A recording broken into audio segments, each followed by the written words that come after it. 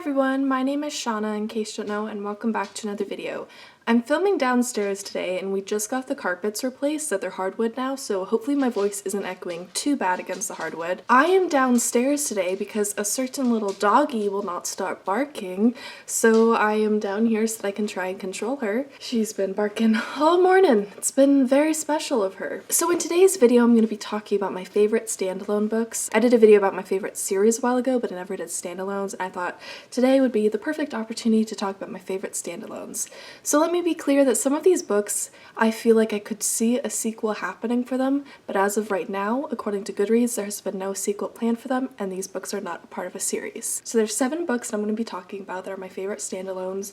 Most of these are contemporary because I feel like contemporary is the genre that works best as standalones, and also I haven't read many like horror books and historical fiction books. So most of these are contemporary books. I have 3 of them physically, the rest I read as ebooks. So let's start off with one of the books that I've talked about the most on my channel, which is The Sun Is Also a Star by Nicola Yoon. Nicola Yoon is one of my all-time favorite authors, and The Sun Is Also a Star is my favorite. It is an insta-love story, but it's an insta-love that is done very well. It's about 2 teens who bump into each other on the street and fall in love, but unfortunately it's not as simple as just falling in love and being together because Natasha is about to be deported back to Jamaica. The Sun Is Also a Star is moving and powerful, and I read it in about a day because it was so good and I could not put it down. My next favorite standalone is a graphic novel, and this is Pumpkinheads by Rainbow Rowell and Faith Erin Hicks. Pumpkinheads is a super cute, fun graphic novel. I have a review up for this and I will link that down in the description below. Pumpkinheads is an adventure following these 2 friends who work at a pumpkin patch together, and the guy wants to tell the girl that he likes her.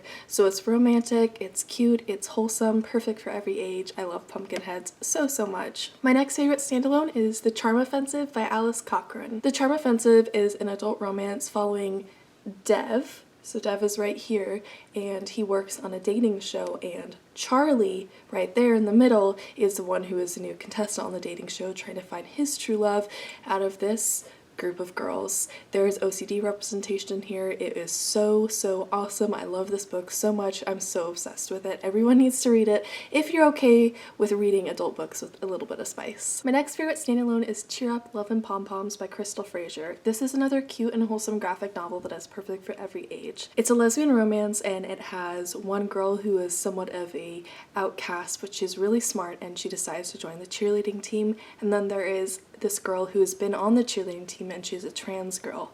There is tons of representation here. It is such a sweet little story.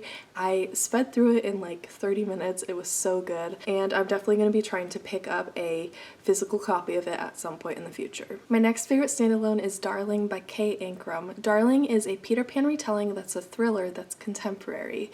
It is twisty, dark, a little disturbing, and I loved it so much. I am not a huge thriller fan because I don't like getting scared by books. However, I really love Darling, and I love how it like makes you a little scared but not so scared that you're like getting nightmares. My next favorite book is Human Enough by ESU. Human Enough is about a vampire hunter who falls in love with a vampire.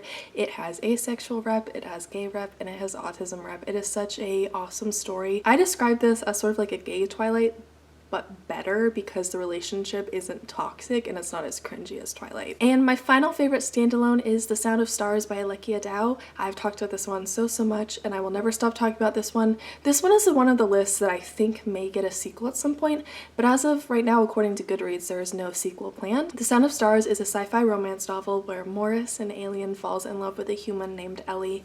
Ellie is a book nerd, and she was about to be killed when Morris sweeps in and saves her. It is such a cute story. It is so intense and fun, and I love it so much. I would love if it got a sequel someday, but since there's no sequel in the works, I'm including it in my favorite standalones for today. So those were all of my favorite standalones. I know there's not a ton of them. I feel like I read more series as opposed to standalones, but I do really enjoy a good standalone. If you would like to check out any of these books, I will have the Goodreads pages for them linked down in the description below. If you enjoyed this video, feel free to give it a thumbs up and subscribe to me if you haven't already. I appreciate all of you who have subscribed so far. All of my other social media will be linked down in the description below. I upload videos 3 times a week, so I will see you this Friday for my next video. Until next time, goodbye!